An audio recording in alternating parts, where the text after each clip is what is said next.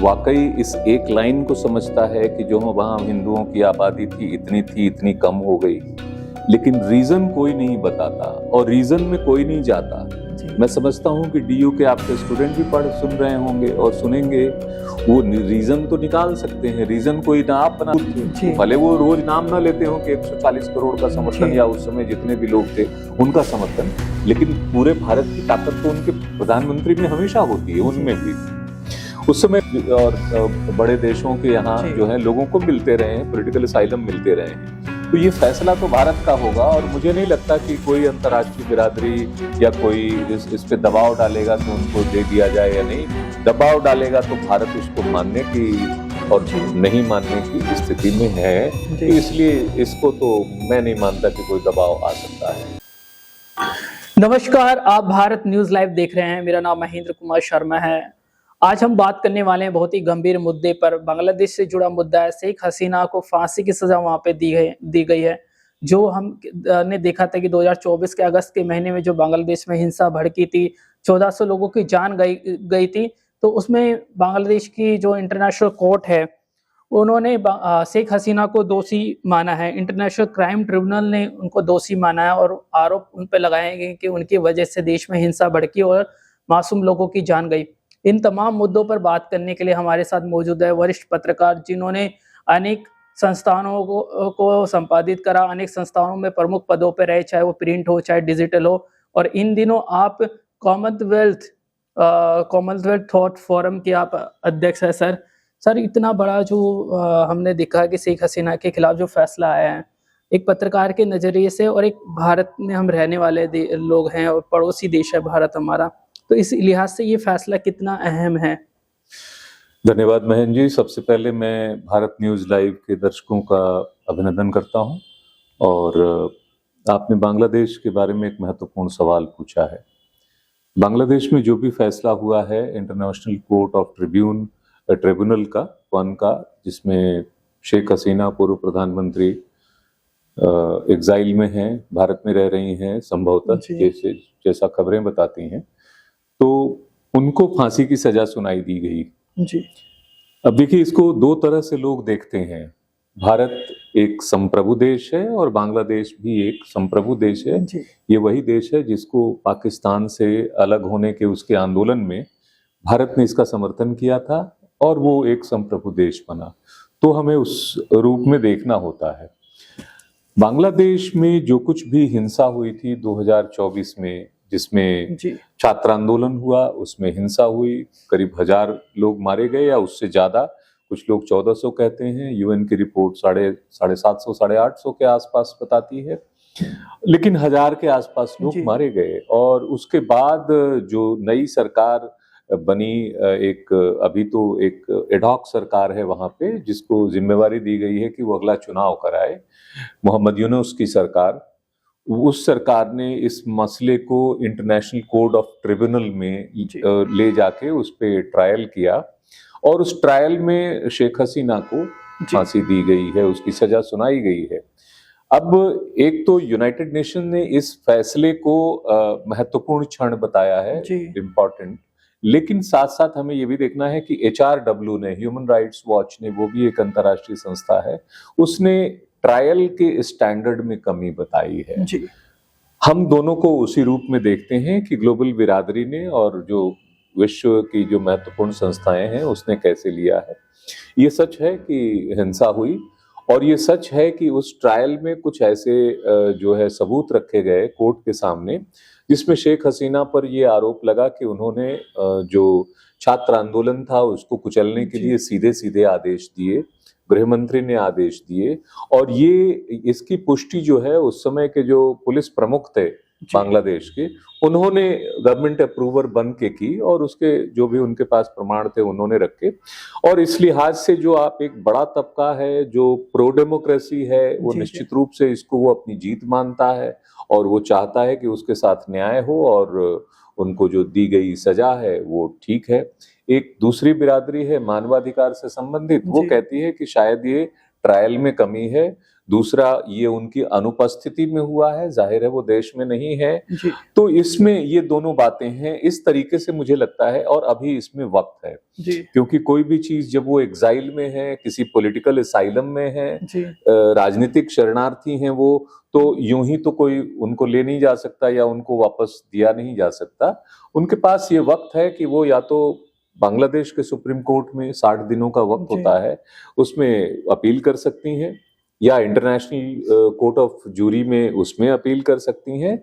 ये देखना है, ये अभी धीरे धीरे ये एक विकसित होता हुआ घटनाक्रम या अनफोल्डिंग इंसिडेंट जिसको कहिए वो है। जी सर, जो मीडिया रिपोर्ट्स आ रही है उसमें ये कहा जा रहा है कि जो वहाँ की यूनियन सरकार है वो भारत सरकार से बात करेगी और भारत सरकार को कहेगी कि वो शेख हसीना को वापस भेजे। तो आपको नहीं लगता कि इंटरनेशनल दबाव भी अगर भारत पे डाला जा सकता है बांग्लादेश की तरफ से?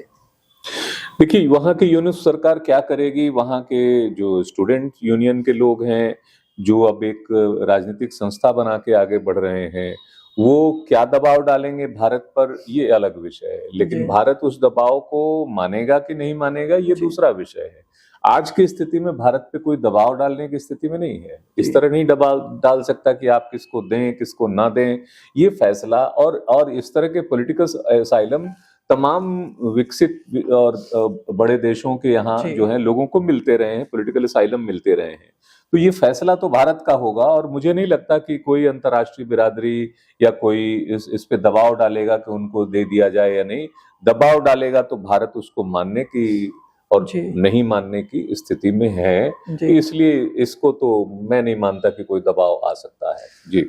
बांग्लादेश में लगातार हिंसा का माहौल रहा है, चाहे हम देखते हैं 2024 के अगस्त के महीने में जो हिंसा हुई, जहाँ वो माइनॉरिटीज जो लोग वहाँ रहते हैं, हिंदू लोग, उन पे निशाना साधा गया और अभी भी हिंसा हो रही है। उनकी गिरफ्तारी की, उनको जैसे सजा सुनाई गई शेख हसीना को, तो बांग्लादेश में अनेक जगहों पे आगजनी हो रही है। जो भारतीय मूल के लोग वहाँ पे रह रहे हैं, उनकी सुरक्षा के लिए आप क्या कहना चाहेंगे? देखिए, सबसे पहली बात यह है कि जब भी इस तरह के क्रॉस फायर की सिचुएशन आती है, जब किसी भी देश में रॉयट्स होते हैं, दंगे होते हैं, तो दो समुदाय आमने सामने आते हैं और उसमें एक समुदाय को लगता है कि शायद जो सत्तारूढ़ हसीना सरकार थी उसको अल्पसंख्यक जो पहले वहां हिंदू थे उन्होंने सपोर्ट किया होगा, और इसलिए भी वो हमले करते हैं कि किसी भी सरकार पे। और ये स्थिति एशियाई देशों में कई जगह देखी जा रही है।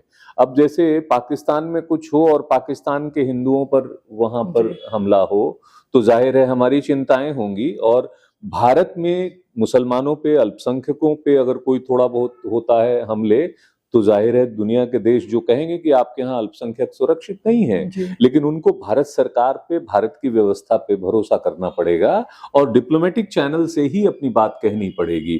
उसी तरह अगर बांग्लादेश में कुछ हुआ है तो हम डिप्लोमेटिक चैनल से अपनी बात कहते हैं कि वहां के हिंदुओं को सुरक्षा प्रदान की जाए, और एक सर्टेन लेवल पे आपको सरकारों पे भरोसा करना पड़ता है, क्योंकि अल्टीमेटली सरकारों को सरकारों के साथ, देशों को देशों के साथ अपने रिश्ते बनाने होते हैं। और वहां का अल्पसंख्यक समुदाय, यहाँ का बहुसंख्यक समुदाय, यहाँ का बहुसंख्यक वहां जाके अल्पसंख्यक होता है, तो दोनों देशों में देखना होता है, यहाँ भी और किसी अन्य देश में। मैं समझता हूं कि जो यूनाइटेड नेशंस का या जो वर्ल्ड बॉडीज का जो गाइडलाइन है दुनिया भर में अल्पसंख्यकों की सुरक्षा के लिए, भारत उस चैनल का इस्तेमाल करता है। भारत बांग्लादेश सरकार के सदैव संपर्क में होता है, सभी सरकारें होती हैं, और हिंदुओं की हो, अन्यों की हो, वहां शांति के लिए, वहां सुरक्षा के लिए बात की जाती है। लेकिन एक जो भावना है, ये गड़बड़ कहाँ होती है, जब गड़बड़ टेलीविजन चैनल्स पे जब इसको डिस्प्रोपोर्शनेटली जब बहुत बड़ा बनाया जाता है। मैं आपको एग्जांपल देता हूं। बांग्लादेश में हिंदुओं की सुरक्षा का सवाल खालिदा जिया की सरकार में भी रहा, शेख हसीना की सरकार में भी रहा, और उनको पॉलिटिकली सूट करता है एंटी इंडिया सेंटिमेंट क्रिएट करना, जिसको कई बार हम यहाँ से टेलीविजन चैनल के रूप में उसको फ्यूएल करते हैं, उनको और भी उसका फायदा मिलता है। शेख हसीना की सरकार में chief justice of Bangladesh SK. Sinha थे, एक हिंदू थे, त्रिपुरा के मूल निवासी, भारतीय मूल निवासी। वहां के चीफ जस्टिस पोजीशन पे, लेकिन जैसे वहां शेख हसीना की सरकार में अपोजिशन पे, बाकी के सभी समुदायों पे, जमाते इस्लामी पे जो प्रेशर पड़ा और जो तरह तरह का वो हो रहा था, ये जो आवाजों को दबाने का काम, उसमें न्यायपालिका भी शामिल हो गई। न्यायपालिका की भी आवाजों को दबाया जाता था या उसको अपने तरीके से चलाने की कोशिश होती थी। Chief justice of Bangladesh S K Sinha को रिजाइन करना पड़ा था उस प्रेशर में आके। कनाडा जा रहे थे, उनके जाने का वो रोका गया था। ये एक घटनाक्रम है जो ये बताता है कि उनकी सरकार में सर्वोच्च पद पर बैठा हुआ व्यक्ति भी हिंदू हो तो सुरक्षित हो, ये कोई आवश्यकता नहीं है। और आज के रिजीम में भी दोनों खबरें आती हैं। एक खबरों को हम लोग सुटेबिलिटी के साथ दिखाते हैं और एक खबर को हम लोग सुटेबिलिटी के साथ नहीं दिखाते हैं। वो क्या है कि हमने देखा कि वहां मंदिरों पर हमले हुए और हिंदुओं पे हमले हुए, तो हमने ये भी देखा कि बहुत से मंदिरों पे वहां के सरकार ने, वहां के लोगों ने, स्थानीय लोगों ने उसकी सुरक्षा भी प्रदान की, उसको बचाया भी। तो ये दुनिया भर में ऐसे ही होता है कि दंगों में अच्छी जी चीजें होती हैं जो सोसाइटी के फेवर में होती है, किसी भी सोसाइटी के, उनको हम दबाते हैं कि यहाँ हिंदुओं ने मुसलमान को बचाया या मुसलमानों ने हिंदुओं को बचाया, वो हम छुपाते हैं और किसने किसको ज्यादा जलाया मारा वो हम ज्यादा दिखाते हैं। इसमें मैं मीडिया की कमजोरी बताता हूं और मीडिया की यह कमजोरी देशों को नुकसान पहुंचाती है, देशों के रिश्तों को नुकसान पहुंचाती है। जी सर, हमने बांग्लादेश में देखा कि वहां पे हमेशा जो सेना रही है वो सुप्रीम रही है। आज के दौर में भी सेना सुप्रीम रही है। जो सेना का कोऑर्डिनेशन सरकार के साथ हमेशा खराब रहा है और जो लोग सत्ता में रहे उन्होंने कोशिश करी कि सेना के साथ तालमेल बनाएं और जो लोग ऐसा नहीं कर पाए उन्हें सत्ता से बेदखल होना पड़ा है। क्या आपको क्या लगता है? नहीं, मैं इस बात को बांग्लादेश के संदर्भ में नहीं मानता। बांग्लादेश में सेना मजबूत है और उसकी दखल भी होती है, उसका प्रभाव भी होता है, लेकिन पाकिस्तान जैसे हालात वहां नहीं है। जी, वहां की डेमोक्रेटिक सेटअप में पहले जो हुआ उसमें बदलाव आया था, लेकिन हुआ क्या कि 2009-10 के बाद जब सत्ता में शेख हसीना आई तो लगातार 3 चुनाव हुए। इन 3 चुनावों को फ्री एंड फेयर नहीं माना गया और इसको यूएन बॉडीज ने, जो अमेरिका है या ताकतवर जो तमाम मुल्क हैं जो लोकतांत्रिक माने जाते हैं, उन्होंने इसको बाकायदा रिपोर्ट में मेंशन किया। इसीलिए पिछले चुनाव में आप देखेंगे तो खालिदा जिया की पार्टी ने लगभग उसमें पार्टिसिपेट नहीं किया और इनको एब्सोल्यूट मेजॉरिटी शेख हसीना को आई। तो वो मेजॉरिटी इसलिए कि चुनावों से ऐन पहले 10,000 से ज्यादा उनके बीएनपी के कार्यकर्ताओं को जेल में डाला गया। उससे पहले भी 2017-18 के आसपास भी जब विपक्ष का आंदोलन बड़े पैमाने पे हुआ था तो 25,000 से ज्यादा उनके लोगों को गिरफ्तार किया गया, 14,000 से ज्यादा लोगों को अरेस्ट किया गया, मतलब हिरासत में रखा गया और काफी लोग उसमें जो है वो बहुत ऑपरेशन के शिकार हुए। माना जाता है कि वहां अलग से गुप्त जेलें भी बना के रखी गई थी हसीना की सरकार में। आईना घर उसको कहते हैं, जिसमें अपोजिशन के लीडरान को कुछ को वहां रखा जाता था। ये खबरें तमाम वैश्विक मीडिया में और ग्लोबल रिपोर्ट्स में अवेलेबल हैं और इस तरह की चीजें आई। यहां तक कि आप इंटरेस्टिंग ये समझिए कि जिस आईसीटी ने, इंटरनेशनल कोर्ट ऑफ ट्रिब्यूनल ने बांग्लादेश के ये फैसला सुनाया है, इसको गठन, इसका एम्पावरमेंट करने वाली शेख हसीना थी, जिसके तहत 60 से 70 से ज्यादा लोगों को उसमें सजाएं सुनाई गई, कई लोगों को उसमें फांसी हुई इसी कोर्ट के माध्यम से। अब आज वही कोर्ट उनके उसमें खिलाफ आ पड़ा है। तो मुझे लगता है कि आप जो कुछ भी बोते हैं वो एक न एक दिन सामने आपके आता है, तो ये उसका मुझे फलाफल दिखाई दे रहा है। जी सर, अभी हमने देखा जितने भी भारत के पड़ोसी देश हैं सब जगह पॉलिटिकल अनस्टेबिलिटी देखने को मिली। नेपाल में मैंने हाल ही में देखा पूरा नेपाल जला, सत्ता की चेंज वहाँ पे हुई। श्रीलंका में भी स्थितियाँ खराब रही, म्यांमार में स्थितियाँ खराब रही। तो जो हमारी पॉलिटिकल, जो हमारे साथ में आड़ोसी पड़ोसी जो देश है उनमें जब वातावरण खराब हो रहा, तो ऐसे में जो भारत का जो एक, हम कह सकते हैं भारत एक बड़ा देश है और भारत को एक वर्ल्ड पावर के रूप में लोग देख रहे हैं, तो ऐसे में सिचुएशन को कंट्रोल करने के लिए वैसे तो सभी देशों का अपना मसला होता है, लेकिन क्या भारत कोई हस्तक्षेप कर सकता है? नहीं, मुझे नहीं लगता है कि हस्तक्षेप करने की आवश्यकता होगी, किसी ने मांगा भी नहीं। ये ठीक बात है कि भारत के आसपास के मुल्कों में, चाहे वो श्रीलंका हो, चाहे नेपाल हो, बांग्लादेश हो, हमने देखा है कि अपराइजिंग हुई है, छात्र आंदोलन हुआ है, ज्यादातर जगहों पे युवाओं का आंदोलन हुआ है। इसमें 3-4 फैक्टर्स नजर आते हैं।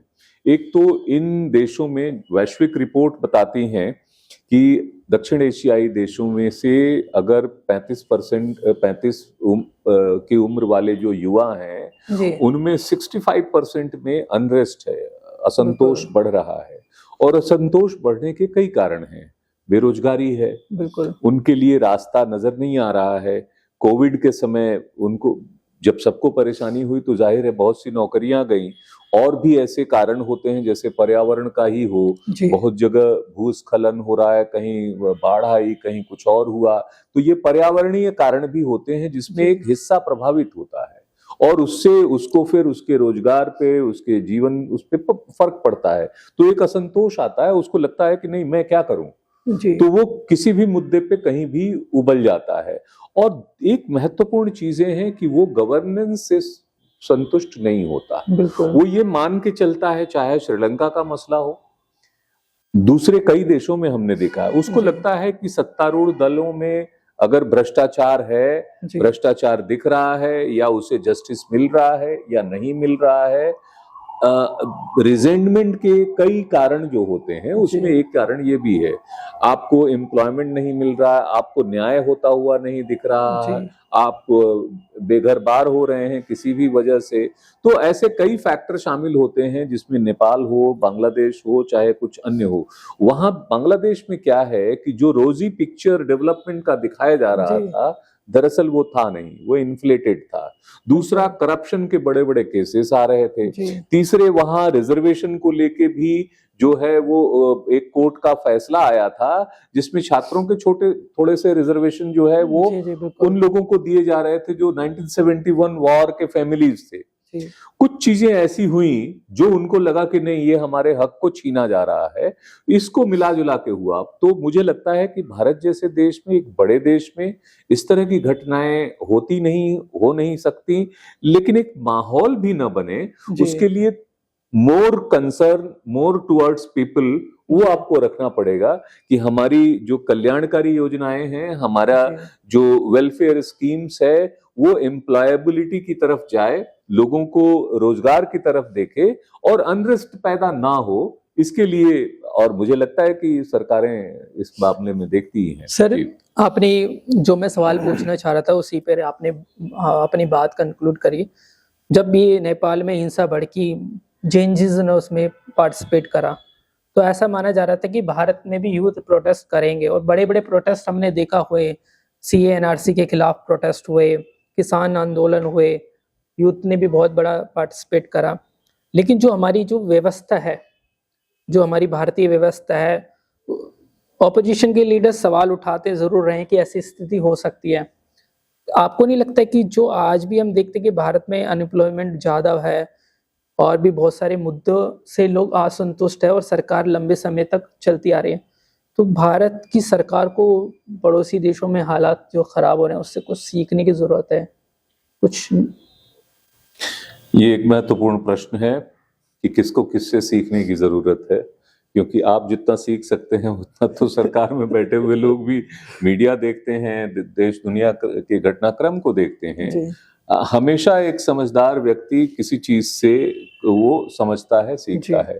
तो सीखने के लिए क्या है? सीखने के लिए वहां है कि अगर इलेक्शन प्रणाली वहां ठीक नहीं थी, उसके आरोप लगे, तो हमारी इलेक्शन प्रणाली कैसी हो और लोगों को ट्रांसपेरेंसी हो। उसी तरह से रोजगार की समस्या है, तो हमारे यहाँ रोजगार की व्यवस्थाएं क्या हैं, वो कैसे दुरुस्त हों, क्या चीजें हों।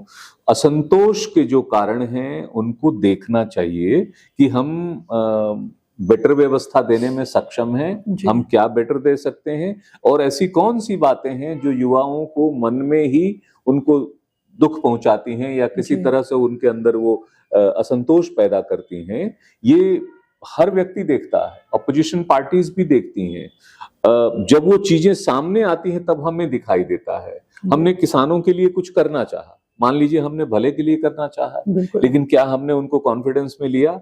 क्या हमने उनको समय रहते बताया कि देखो भाई ये तो तुम्हारे भले के लिए है, देश के भले के लिए है? लेकिन क्या उसमें ऐसे 2-4 पॉइंट्स, 1-2 पॉइंट भी अगर हों जिसपे उनको ऑब्जेक्शन हो, उसको हमने समय रहते ट्रांसपेरेंसी के साथ, कॉन्फिडेंस के साथ डिस्कस किया? ये जो चीज है ना, आप अच्छा काम भी, मान लीजिए जबरदस्ती 4 रसगुल्ला आपके मुंह में ठूस दे, तो ये क्या तमाशा है भाई? बिल्कुल खिलाओ, ठीक से प्यार से खिलाओ, पूछ के खिलाओ। हो सकता है मुझे डायबिटीज हो सकता है मुझे अच्छा ना लगे, मैं पसंद नहीं करता मीठा खाना, तो बात, संवाद और उसको उस तरह से विश्वास में लेके, इसीलिए तो सरकारें आती हैं तो क्या कहती हैं? Inclusive development. भैया इंक्लूसिव डेवलपमेंट करो, सबसे मिलके करो। पर फिर वो लगता है कि व्यवस्था जो है इंक्लूसिव की बजाय वो एक्सक्लूसिव हो रही है। डेवलपमेंट तो हो रहा है, लेकिन जो आरोप राहुल गांधी लगाते हैं, उस आरोप को देखना चाहिए कि क्या वास्तव में सर्टेन लिमिटेड पर्सन के पास सारी पूंजी, सारी चीजें होती हैं और बाकी के लोग डिप्राइव होते हैं? क्या ये बैलेंसिंग है? नहीं है। किस तरह से उसको बैलेंसिंग किया जाना चाहिए? ऐसे जो भी कॉमन कंसर्न के विषय हो, जो छुपे हुए विषय नहीं होते, कोई ऐसा नहीं किसी का पुराना दर्द जो है वो दिल में उभरता है, बड़ी आम सी बातें होती हैं, सभी सबको मालूम होती हैं, उस पे सार्थक चर्चा, सार्थक उसका सॉल्यूशन वो निकालना चाहिए और वो देखना चाहिए। जी, ये बात सर तय है कि शेख हसीना भारत में रह रही है। एस जयशंकर ने उनसे मुलाकात करी। जब कोई व्यक्ति, जैसे बड़े पद से व्यक्ति जब भारत आ जाता है, चाहे किसी भी परिस्थिति में आए, सरकार से बेदखली हो जाती है, तो अगर शेख हसीना अगर भारत में है तो क्या भारत सरकार के द्वारा उनको कोई प्रोटोकॉल प्रोवाइड किया जा रहा होगा, सुरक्षा, घर, तमाम जो व्यवस्था होती है? क्या आपको ऐसा लगता है, या वो सब कुछ अपनी दम पे ही कर रही होगी? नहीं, ये इसके इंटरनेशनल नॉर्म्स बने हुए हैं। पॉलिटिकल असाइलम जो है वो पॉलिटिकल लेवल पे उसका प्रोटोकॉल होता है, प्रॉपर तौर तरीका होता है। यूं ही आप ऐसे कोई कोठरी लेके और बंद होके नहीं रहते, आपकी सुरक्षा भी होती है, क्योंकि आप एक जिम्मेवारी भी होती है किसी देश की। सपोज करिए यहाँ का व्यक्ति किसी और देश में, अमेरिका में, ब्रिटेन में जाके रह रहा है, और अगर उसको वहां की सरकार ने पॉलिटिकल असाइलम दिया है, क्योंकि पॉलिटिकल असाइलम दिया क्यों जाता है कि संभव है कि यहाँ आपके यहाँ की राजनीतिक लड़ाई कल को आपके प्रति न्याय में बदल जाए, आप ही को न्याय पूर्ण साबित कर दे कि इन्होंने ठीक किया या गलत किया। तो इसलिए पॉलिटिकल असाइलम कई वजहों से दिया जाता है और उसमें उसके प्रोटोकॉल होते हैं। मेरा ख्याल है कि उस प्रोटोकॉल के तहत ही उनको, अगर भारत सरकार ने वो दिया है तो उसका पालन करना उनका काम है। सर, शेख हसीना की पॉलिसीज की भारत के लोग कई बार आलोचना करते रहे, लेकिन जो आतंकवादी संगठन जो बांग्लादेश से जुड़े रहे और भारत पे हमेशा भारत को खिलाफ काम करते रहे, बहुत सारे आतंकवादी संगठन है, उन पे लगाम लगाने की उन्होंने कोशिश करी थी। तो क्या कहेंगे, जो अभी यूनिस गवर्नमेंट है वो तो आतंकवाद को मतलब कि इस तरीके से रोक नहीं पा रही जिस तरीके से शेख हसीना ने करी थी। जो भारत के रिश्ते शेख हसीना के साथ में थे और आज की जो सरकार है उसके साथ है, कितना उनमें डिफरेंस पाते हैं, क्या कहेंगे? देखिए, मुझे लगता है कि जो पिछली सरकार थी उसने जमाते इस्लामी पर प्रतिबंध लगाया, जमाते इस्लामी के नेताओं को जेलों में डाला। जेलों में हालात ये थे कि जहां लेस देन 40,000 का जो स्पेस है, 37-38,000 का स्पेस है, वहां 90-95,000 जो है कैदी भी ठूंसे गए, उसमें अमानवीय तरीके से ठूंसे गए। तो कई तरह की चीजें हुई हैं।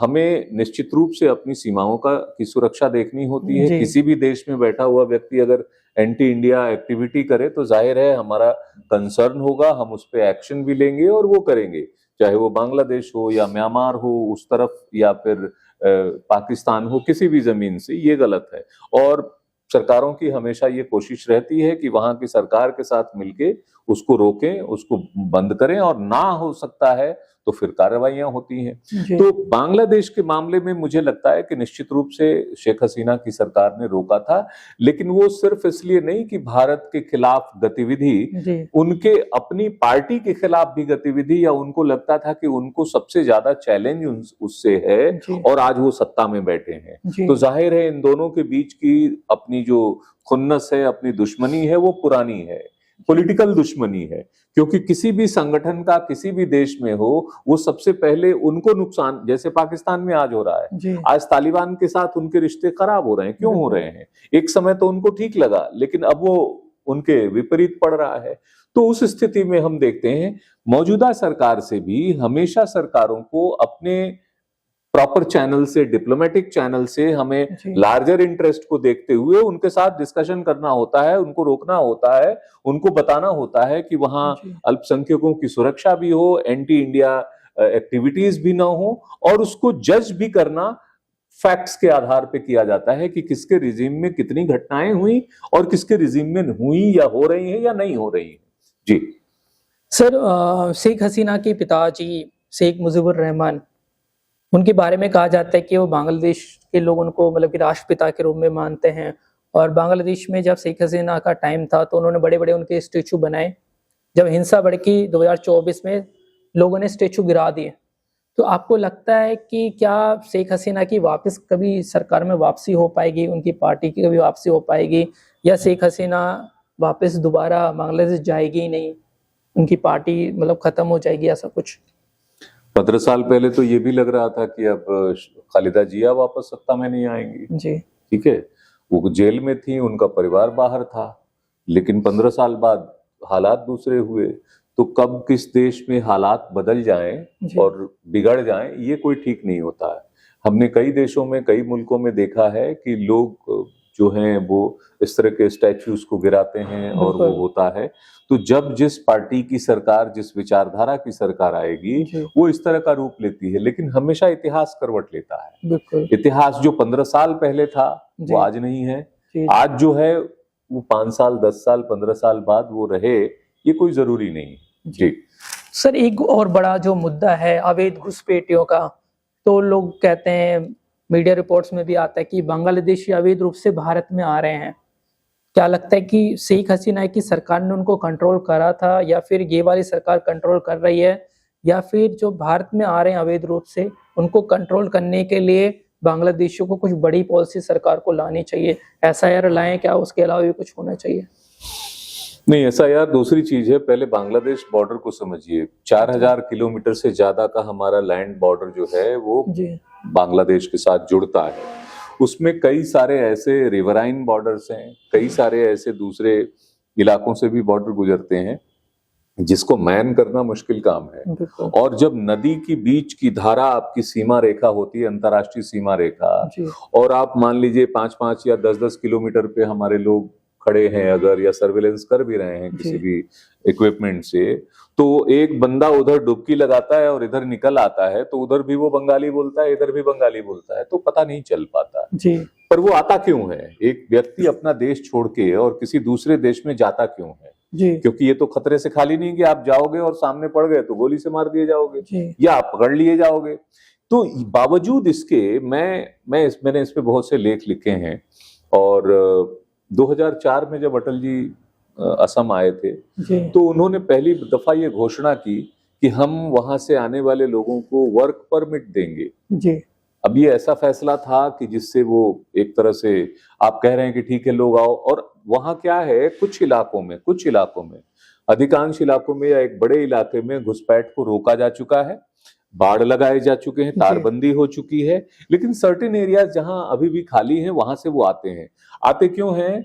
बांग्लादेशी रुपए में वो पूरी दिन मेहनत करके जितना कमाएंगे उसका 8 गुना, चूंकि इंडियन करेंसी में उसकी वैल्यू 8 गुना ज्यादा हो जाती है बांग्लादेशी टका के। तो सपोज वहां रिक्शा चलाने में उनको 200 रुपए मिले और वही 200 रुपए उन्होंने भारत में कमाए, तो 8 गुनी 1600 बांग्लादेशी टका हो गया। तो ये एक फिनोमिना है। दूसरा, पहले 1971 के पहले बड़े पैमाने पे बांग्लादेशी आए, यहाँ पर रहे, और यहाँ मुसलमानों छोड़िए हिंदुओं ने उनको शरण दी, वहां से लेके वेस्ट बंगाल तक के भद्र मानुष ने उनको शरण दी। लेकिन तब हालात कुछ और थे, तब अंतर्राष्ट्रीय सिचुएशन कुछ और था। वहां वास्तव में मानवीय त्रासदी हो रही थी, उनको गोलियों से मारा जा रहा था, बलात्कार किया जा रहा था। बांग्लादेश बनने के बाद उसमें काफी लोग वापस भी गए, बहुत सारे लोग रह भी गए, ये एक बड़ा मसला रहा है। पर सवाल ये है कि बांग्लादेशियों का मुद्दा उठाना जरूरी है या उनको निकालना भी जरूरी है। अगर आप निकालने के फैक्ट्स एंड फिगर्स देखेंगे तो वो बहुत कम नजर आएंगे। असम के हो चाहे अभी बिहार में ये मसला उठा, 18-19 साल से नीतीश बाबू की सरकार है, जेडीयू बीजेपी की कंबाइंड सरकार है। आप पूछिए कि क्या एक सिंगल बांग्लादेशी निकाला? नहीं निकाला। एसआईआर किया, एसआईआर इसी के लिए किया कि हम बांग्लादेशियों को निकालेंगे, बांग्लादेशी घुसपैठिए नहीं होने चाहिए।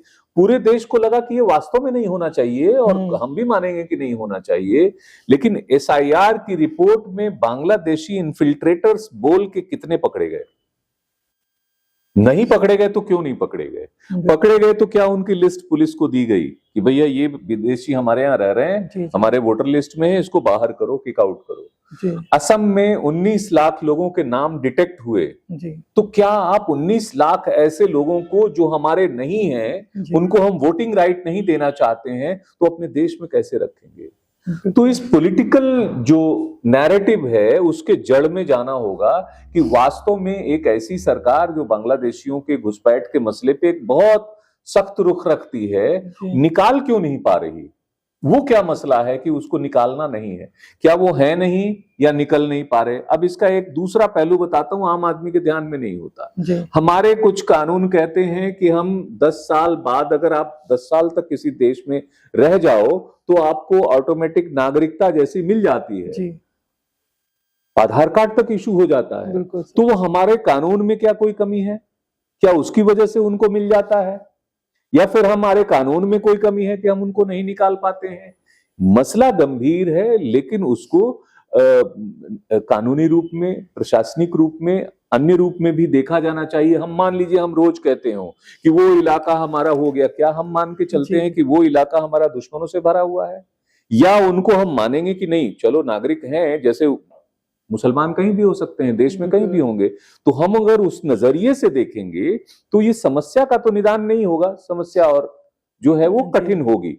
तो ये एक गंभीर मसला है और उस पे विचार राष्ट्रीय सुरक्षा की दृष्टि से सबसे पहले किया जाना चाहिए। जहां से भी वो आ रहे हों उसको बंद किया जाना चाहिए, ताड़बंदी होनी चाहिए, या जो भी आजकल तो लेटेस्ट सिक्योरिटी गजेटियर्स हैं उसको वो करना चाहिए जो हैं। और अगर हम उनकी डिटेक्ट नहीं कर पा रहे हैं, 10-11 साल हमारी सत्ता के हैं, तो उसको डिटेक्ट तो करें, डिटेक्ट करें, डिपोर्ट करें। ये इसमें कहां विलंब है या इसमें कहां स्लो डाउन है, ये भी देखना पड़ेगा। जब हम बात करते हैं, जब भारत और पाकिस्तान का बंटवारा हुआ उस समय हिंदुओं की पाकिस्तान में संख्या ज्यादा थी, आज कम हो गई है। वो स्थिति 1971 के बाद बांग्लादेश बना तो सर वहां पे भी हिंदुओं की स्थिति खराब है। अभी मैं आपसे मिलने से पहले दिल्ली यूनिवर्सिटी के कुछ छात्रों से मैं बात कर रहा था जो यहाँ डीयू में पढ़ते हैं और बांग्लादेश से ताल्लुकात रखते हैं, इंटरनेशनल हॉस्टल में रहते हैं, पीजी में रहते हैं। उन्होंने मुझे ही बोला कि भैया आप कैमरे में बात मत करना, हमारे घर जला देंगे। क्या कहेंगे? ये बहुत महत्वपूर्ण सवाल उठाया आपने, क्योंकि देश वाकई इस एक लाइन को समझता है कि जो वहां हिंदुओं की आबादी थी, इतनी कम हो गई, लेकिन रीजन कोई नहीं बताता और रीजन में कोई नहीं जाता। मैं समझता हूं कि डीयू के आपके स्टूडेंट भी सुन रहे होंगे और सुनेंगे, वो रीजन तो निकाल सकते हैं। रीजन कोई ना आप बना सकते हो ना हम बना सकते हैं, रीजन को पढ़ सकते हैं। वहां से जो एक्सोडस हुआ, वहां से जो इधर लोग आए, वो क्या सिर्फ सप्रेशन से आए, सिर्फ हिंसा से आए, या कोई और कारण था? मेरा ख्याल है, मेरा रिसर्च बताता है कि वहां के लोकल एनिमी प्रॉपर्टी एक्ट के कारण भी बहुत सारे लोग आए और वहां छोड़ने को बांग्लादेश कारण हुए। दूसरा, एक सामान्य रूप देखेंगे कि हमारे समाज में भारत में भी और वहां भी जो हमारा जो जन्म दर है वो हमारा कम रहता है, उनके जन्म दर ज्यादा होते हैं। आप उस जन्म दर को मैच करोगे तो आपका परसेंटेज बढ़ेगा, आप जन्म दर मैच नहीं करोगे, वो मेजॉरिटी में है तो उसी मल्टीप्लाई बढ़ेंगे, तो फिर आपको लगेगा कि आप कम होते चले जा रहे हैं। ये इन चीजों को वैज्ञानिक तरीके से देखना चाहिए। हम अगर सिर्फ आरोप ही लगाते रहेंगे 40-50 साल, जितने भी चाहे आरोप लगाएं, तो हम सिवाय इसके अपने पड़ोस में एक दुश्मन को खड़ा करके, एक इधर पाकिस्तान एक इधर बांग्लादेश, तो हम कितने सुरक्षित हो पाते हैं इस नैरेटिव से? और इससे क्या समस्या सुलझ जाती है कि वो घट गए, बढ़ गए? क्या हम हिंदुओं को भेजने वाले हैं वहां पे कि वहां बढ़ाएंगे तादाद? संभव है क्या? संभव है? पाकिस्तान में हम भेजेंगे क्या? अब तो ये भी थ्योरी चल रही है कि पीओके क्यों ले, वो तो हेडेक हो जाएगा। संभाल। तो ये जो पॉलिटिकल नैरेटिव्स हैं, जो हर समझदार व्यक्ति उस पॉलिटिकल नैरेटिव के जड़ में जाता है कि क्या ये सिर्फ वोट बैंक के लिए है या इसमें तथ्य भी है। तथ्य है तो क्या है, और मान लो वो सत्ता में हो, मान लो आपको डिसीजन लेने को कहा जाए, आप बताओ इसका फैक्ट्स क्या है, आप बताओ इसका सॉल्यूशन क्या है। तो अब तो अपोजिशन सरकार में नहीं है ना, क्योंकि सरकार में तो जो बैठे हैं इसी नैरेटिव के लोग बैठे हैं, तो इस नैरेटिव के लोग सॉल्यूशन बताएं, ये ना बताएं पहले क्या हुआ। भाई पहले वाले को इसीलिए खारिज कर दिया कि वो नहीं बता पा रहे थे क्या हुआ, अब आप बता दो क्या हुआ। बिल्कुल जी सर, ये बदलते हालात जो बांग्लादेश में बदल रहे हैं, तो आज के टाइम पे जो भारत है उसका जो कोल्डर रिलेशन आप बांग्लादेश के साथ देखते, जो हमारी पॉलिसीज है, नदियों के नाम पर लड़ाई झगड़ा हो रहा है कि वाटर ट्रीटीज के नाम पे झगड़ा हो रहा है, और भी बहुत सारे इश्यूज है, और जो अभी जो पॉलिटिकल अनस्टेबिलिटी की बात कर रहे हैं कि वहाँ दंगे फसाद हो रहे हैं शेख हसीना को लेकर, क्या रुख रहना चाहिए भारत का? लार्जर इंटरेस्ट भारत का ये है कि हम उनके साथ हमारे अपने लोगों की सुरक्षा की भी बात करें जी, और साथ साथ हम अपने इकोनॉमिक रिलेशंस की और अपने स्ट्रेटेजिक सिक्योरिटी की, उसके इंपॉर्टेंस की। अगर सपोज करो हम उनसे झगड़ा करके और एक बड़े प्रोजेक्ट को, तीस्ता जल प्रोजेक्ट को खो देते हैं और उसमें हम चाइना को वहां आने देते हैं, तो ये हमारा फायदा है या नुकसान है? जी, इससे तो अच्छा है कि डिप्लोमेटिक बातचीत करके वो प्रोजेक्ट हमारे हाथ में होता, तो हमारी सुरक्षा भी होती और हमारे साथ कंसर्न भी होता। हम लार्जर इंटरेस्ट को, जब तक देश के इंटरेस्ट को नहीं देखेंगे कि आज हम तालिबान के साथ हमारी मीटिंग हुई, क्यों हुई? क्योंकि वो हमारे लार्जर इंटरेस्ट में है। वो भले हमें आइडियोलॉजिकली सूट ना करता हो, क्या सूट करता है? नहीं करता है, फिर भी हमने उसके साथ क्यों? राष्ट्र प्रथम, राष्ट्र, नेशन फर्स्ट। तो नेशन फर्स्ट में आपको जो नेबरहुड है उसको भी, यही तो पॉलिसी थी, पहले भी यही पॉलिसी, लुकिस्ट पॉलिसी थी जो पिछली सरकारों की। उसके बाद उसको और थोड़ा आगे बढ़ाया, प्रधानमंत्री ने कहा कि हम एक्टिस्ट पॉलिसी करेंगे। तो एक्टिस्ट पॉलिसी के तहत ही, या पहले जो आसियान कंट्रीज का वो हमारा फोरम था, या सार्क कंट्रीज का जो फोरम था, उसके जरिए हम जो एक पारिवारिक कुनबा बना के चलते थे, उनसे उनको भी सुरक्षा हम प्रदान करते थे, और सुरक्षा के जरिए हमारे भी जो है वो मजबूत होता था। हमारे economic relation, diplomatic relation, other strategic relations वो होते थे। मुझे लगता है कि इस निगाह से सभी मुल्कों को देखना होगा कि हमारा अल्टीमेट नेशन का इंटरेस्ट कहाँ सॉल्व होता है। सर, एक आखिरी सवाल, जब हम देखते हैं कि किसी मुल्क के हालात खराब होते हैं तो कई सारी अंतर्राष्ट्रीय शक्तियां और कोशिश करते हैं कि खराब और खराब हो जाए, तो क्या आपको नहीं लगता है कि जो बांग्लादेश के हालात खराब हो रहे हैं, कुछ इंटरनेशनल पावर्स उसको सपोर्ट कर रही है कि और हालत खराब हो जाए, और जो शेख हसीना पे फांसी की सजा उनको सुनाई गई है, तो ये बदले की भावना है, क्या कहेंगे? जाहिर है दोनों पॉलिटिकल पार्टीज की राइवलरी से ज्यादा दुश्मनी के लेवल पे उनकी राइवलरी खालिदा जिया और शेख हसीना की सरकारों की रही है। तो एक दूसरे के प्रति उनके जो भाव हैं वो नजर आ रहे हैं कि जब ये सत्ता में थी तो खालिदा जिया को जेल में डाला गया था, वो लंबे समय तक जेल में रही, और कोई ऐसा बड़ा कारण नहीं था, तो वो रही। आज वो सत्ता में, उनके लोग आए हैं, या यूनुस सरकार उनके सपोर्ट वाली सरकार मानी जाती है कि बीएनपी का सपोर्ट है और दूसरे दलों का सपोर्ट है, तो आज वो अपनी राजनीतिक बदला ले रहे हैं।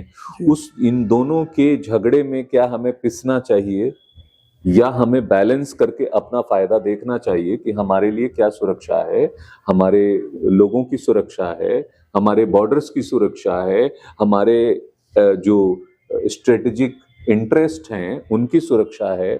शेख हसीना की सरकार में चिटागोंग के पास एक सबमरीन बेस बनाने का उन्होंने परमिशन दे दिया। ये भारत के स्ट्रेटेजिक सिक्योरिटी के लिहाज से ठीक नहीं था, लेकिन फिर भी उन्होंने किया।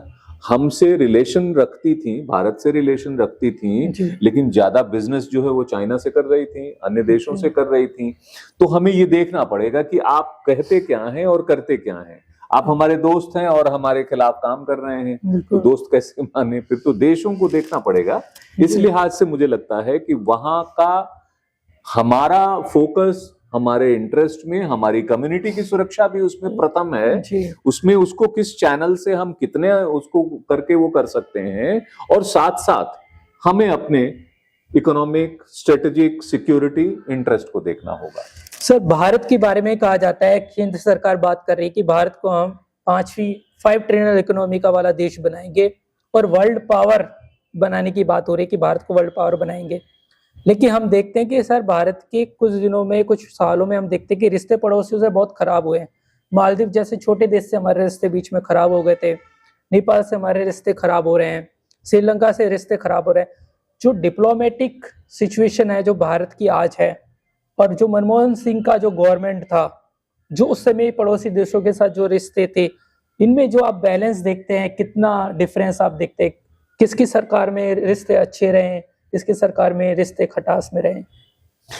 आज वो दिखाई दे रहा है कि किन देशों से हमारे रिश्ते अच्छे हैं।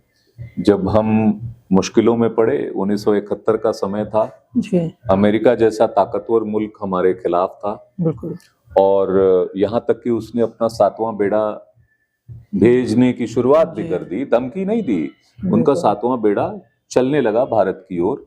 भारत तब भी नहीं झुका था जी, इंदिरा गांधी झुकी नहीं। बिल्कुल, और हमारे जो रिश्ते थे रशिया के साथ, रशिया ने ऐसी टाइम टेस्टेड दोस्ती निभाई, ऐसी दोस्ती निभाई कि 7वां बेड़ा आने से पहले वो बीच में थे, और इंदिरा गांधी वो डटी रहे कि नहीं, हम पीछे नहीं हटेंगे, उनका मुकाबला किया। आपको 2 प्रधानमंत्री बताते हैं, सिर्फ इंदिरा गांधी नहीं। आप लाल बहादुर शास्त्री की बात याद करिए। जब लाल बहादुर शास्त्री जैसा साधारण सा दिखने वाला व्यक्ति अंदर से इतने कठोर, मतलब मजबूत थे, भारत की ताकत से मजबूत थे, तो भले वो रोज नाम ना लेते हो कि 140 करोड़ का समर्थन या उस समय जितने भी लोग थे उनका समर्थन, लेकिन पूरे भारत की ताकत तो उनके प्रधानमंत्री में हमेशा होती है, उनमें भी।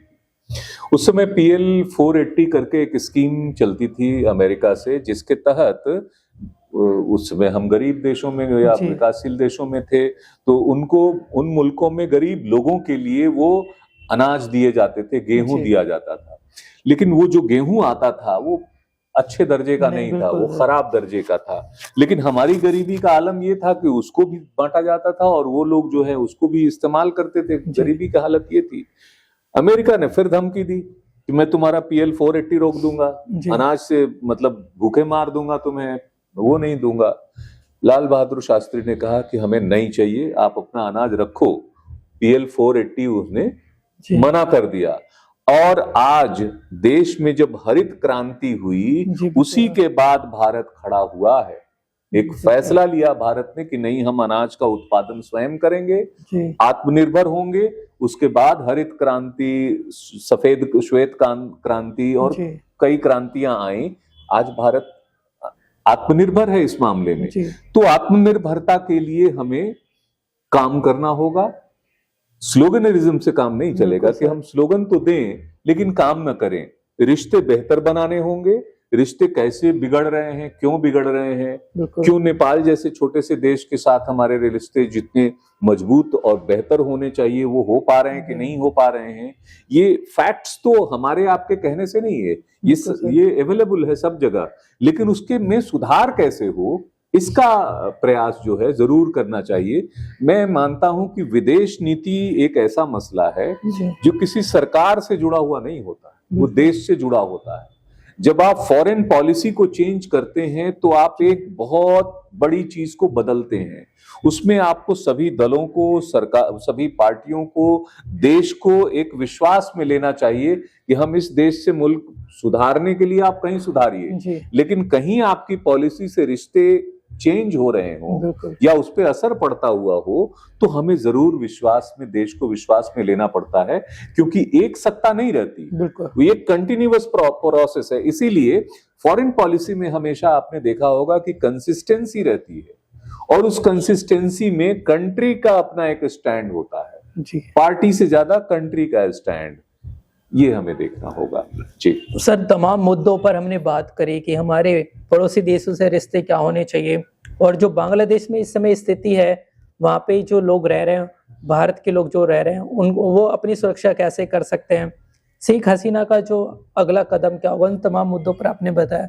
कुछ अहम चीज जो रह गई, कोई अहम बात जो आप बताना चाहते हैं सर आखिरी में? नहीं, मेरा ख्याल है सभी विषयों को आपने छुआ है। विदेश नीति का मसला बहुत महत्वपूर्ण मसला है जी और विदेश नीति से हमारी आर्थिक नीति भी प्रभावित होती है। जी हाल के वर्षों में हमने देखा है, पिछले कुछ महीनों में भी हमने देखा है कि अमेरिका का एक खुला दबाव, बिल्कुल सर, ट्रेड को लेके दबाव, टैरिफ को लेके और कई सारी चीजों में उनका क्लेम भी, जी मुझे लगता है कि उसमें कई सारी चीजें अनफाउंडेड हैं। भारत के लोगों को उस दबाव में लेके कोई काम नहीं हो सकता। ये अमेरिका को भी समझना होगा कि यहाँ के पीपल का सेंटिमेंट क्या कहता है, उस सेंटिमेंट के लिहाज से कैसे किए जाएं, और सरकारों को भी जो अपनी डिप्लोमेसी से ये रिलेशन बना के रखने पड़ते हैं। हमें पिछले दिनों ऑल पार्टी डेलीगेशन दुनिया के देशों में भेजने पड़े। जी बिल्कुल क्यों सर। भेजने पड़े? क्या ये वक्त आ गया है कि हमें उनको समझाने के लिए अपना डेलीगेशन भेजना पड़ रहा है? तो हमें उन चीजों को, उन हालातों को और बेहतर तरीके से निकालना, देखना पड़ेगा। और मैं ये मानता हूं कि जब आप व्यवस्था को काम करने देते हैं कि भाई ठीक है, ये विदेश मंत्रालय का काम है, ये विदेश मंत्रालय करे, जी करता रहा है, पहली बार थोड़ी करेगा कोई। इतने समय से उनकी एक्सपर्टीज है, उनकी दक्षता है, उनका काम है, वो करें। मान लीजिए कि हमारा कोई मंत्रालय है जिसका काम है सफाई करना, जी तो सफाई मंत्रालय काम नहीं करेगा तो आप नहीं काम कर सकते। कितने दिन आप सफाई कर लेंगे? आप 2 दिन फोटो खिंचवाएंगे, तीसरे दिन कौन सफाई करेगा? ये तो काम उनका है। तो बजाय इसके कि हम व्यवस्था को करने दें, हम स्वयं उसको राह दिखा सकते हैं, उसको एक नया पॉलिसी लाके उसको एनरीच कर सकते हैं, बेटरमेंट के और तरीके बता सकते हैं, बट काम तो उन्हीं को करना पड़ेगा। जी बिल्कुल। गंगा की सफाई तो गंगा का जो विभाग है वही करेगा ना, कि हम करेंगे, आप करेंगे, नहीं हो सकता। पर्यावरण की सुरक्षा कौन करेगा? वो विभाग करेगा। अब पर्यावरण की सुरक्षा के लिए हमने एक बहुत अच्छा विजन दिया कि चलो मिशन लाइफ।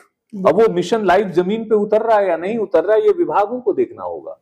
ये विदेश नीति के मामले में भी यही लागू होता है कि हमें व्यवस्था को एनरीच करना होता है, एम्पावर करना होता है, और एक सर्टेन फ्रीडम देनी होती है कि आप अपने हिसाब से करो, और हमारे ये विजन। जी सर, एक आखिरी सवाल, आप विदेश नीति की बात कर रहे हैं। भारत का जो नीति रहा है, आतंकवाद पे जीरो टॉलरेंस की बात भारत हमेशा करता रहा है, लेकिन हमने देखा पहलगाम का हमला, कितने लोग, 29 लोग निर्दोष 29 लोग मारे गए। लाल किले पे 5 जो बम धमाका हुआ, सबके तार पाकिस्तान से ही जुड़ते हैं। जो आतंकवाद का जो खिलाफ जो पॉलिसीज रही है भारत की इन दिनों, उसमें कितना सुधार और हो सकता है कि आतंकवादी घटनाएं भारत में ना हो? और जिस तरीके से आपने डेलीगेशन की बात करी, पाकिस्तान को बेनकाब करने की बात हुई, तो पाकिस्तान की स्थिति तो इंटरनेशनल लेवल पे खराब है ही, और पाकिस्तान के बारे में कई बार तो झूठा ही आरोप मतलब मंडा जाता है। क्या आपको ऐसा लगता है? मैं ये कहूंगा कि जो हमारी जीरो टॉलरेंस की पॉलिसी है जी, वो जीरो टेरर में बदल जाए। बिल्कुल। टॉलरेंस क्या होता है? बिल्कुल सर। कि मतलब जब जब हम पे हमला करोगे तब तक मैं मारूंगा? जी नहीं, हम होने नहीं दूंगे। जी, हमारी व्यवस्था आज वैश्विक व्यवस्था के बराबर, 4 देशों के बराबर है। जी विश्व के 4 बड़े मुल्कों में हम शामिल हैं। जी, तो इक्का दुक्का कभी हो जाए कि आप अमेरिका पे हमले हो सकते हैं। एक 9/11 हुआ तो उसने पूरे विश्व में उसका बिल्कुल सर, वो हुआ, मैसेज उसका मैसेज दे दिया और उसको दुरुस्त किया। जी, तो हमारे देश में भी वो जीरो टेरर की पॉलिसी अपनानी पड़ेगी कि हम रोज खाली तुम मारो हम फिर मारेंगे, तुम मारो हम मारेंगे। ये सॉल्यूशन नहीं है। आपको एट वंस, ये क्या हुआ था इसके पहले भी जो हालात थे, 71 वाज ए कंप्लीट मैसेज जी, कि मैं छोड़ूंगा नहीं। फिर 71 was a message, big message, और वो clear message to entire world. उस समय वो विश्व का भूगोल बदल गया। बिल्कुल सर, वर्ल्ड की ज्योग्राफी को हमने बदल डाला। जी, वो भारत ने बदला था, भारत की जनता ने बदला था।